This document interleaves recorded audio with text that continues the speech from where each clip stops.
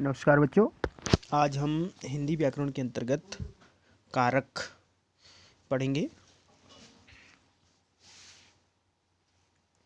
तो वाक्य में प्रयुक्त संज्ञा सर्वनाम शब्दों के साथ क्रिया का संबंध जोड़ने वाले शब्द कारक कहलाते हैं।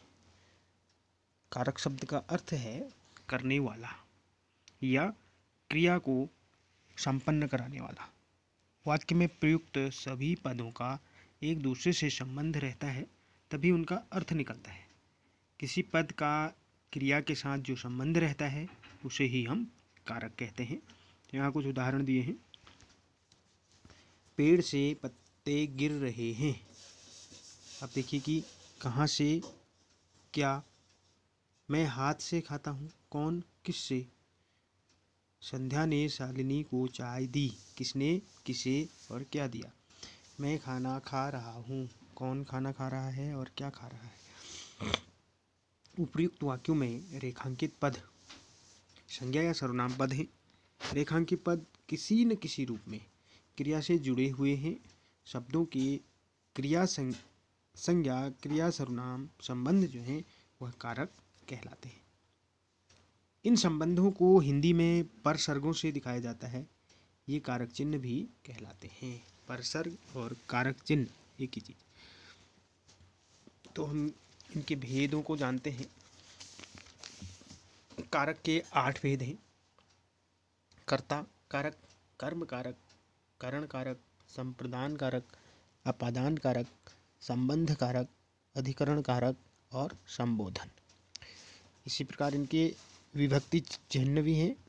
कर्ता ने, कर्म को, करण से, के साथ या द्वारा। संप्रदान के लिए, अपादान से अलग होना, पृथक के लिए। संबंध कारक का, की, के, रा, री, रे। अधिकरण में, पर। संबोधन हे, ओ, अरे। अब कर्ता कारक वाक्य में क्रिया करने वाला संज्ञा या सर्वनाम पद कर्ता कहलाता है। रानी ने कविता सुनाई। मेरा बेटा वार्षिक परीक्षा की तैयारी कर रहा है। इन वाक्यों में कविता सुनाने का काम रानी कर रही है और परीक्षा की तैयारी करने का काम मेरा बेटा कर रहा है। तो पहले वाक्य में कर्ता कारक चिन्ह ने लगा है, किंतु दूसरे वाक्य में इसका प्रयोग नहीं है, वह है ने शून्य है।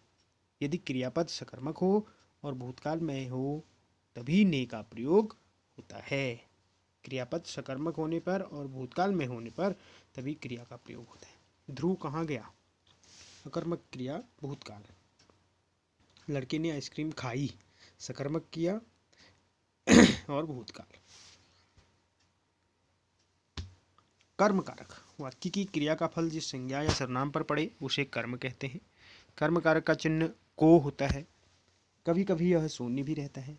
अर्पिता पत्र लिखती है। अर्पिता ने बिल्ली को प्यार किया।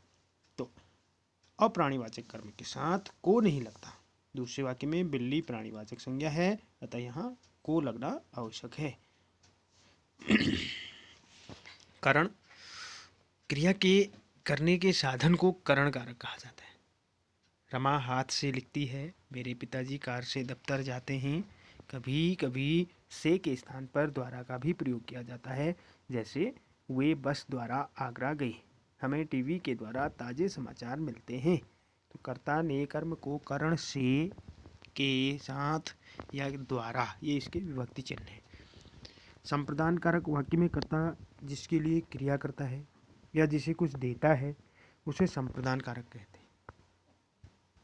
इसके कारक चिन्ह को या के लिए मैंने दुर्गेश को पुस्तक दी। पिताजी हमारे लिए मिठाई लाए। तो को या लिए, इसके लिए संप्रदान कारक के चिन्ह रहते हैं। इस प्रकार के वाक्यों में दो कर्म होते हैं। पहला कर्म जो कर्म क्रिया के अत्यधिक पास है और मुख्य कर्म, और दूसरा संप्रदान को गौण कर्म कहा जाता है। अपादान कारक वाक्य की जिस संज्ञा सर्वनाम से किसी के अलग होने या तुलना करने का भाव व्यक्त हो उसे अपादान कारक कहते हैं। किसान खेतों से लौट रहे हैं। फिर से दोबारा देखते हैं वाक्य के जिस संज्ञा सर्वनाम से किसी के अलग होने या तुलना करने का, तुलना की जाए या फिर अलग हो तो वहाँ पर जो है अपादान कारक होता है। किसान खेतों से लौट रहे हैं, आसमान से ओले गिर रहे थे, श्रद्धा प्रज्ञा से होशियार है, अंशु ने अक्षय से पैसे लिए। इन वाक्यों में खेतों से, आसमान से, प्रज्ञा से, अक्षय से अपादान कारक हैं।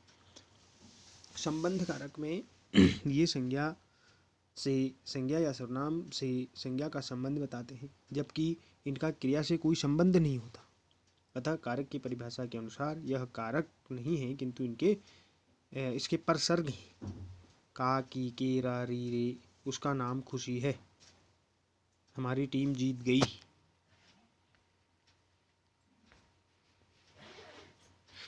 संबोधन, संबोधन का संबंध वाक्य की क्रिया से नहीं होता। इसका प्रयोग किसी को बुलाने या संबोधन करने के लिए किया जाता है।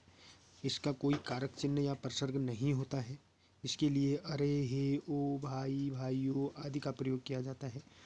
इसको बहुवचन में संबोधित करते हुए अनुनासिक चिन्ह नहीं लगता, जैसे मित्रों, देवियों, माताओं आदि।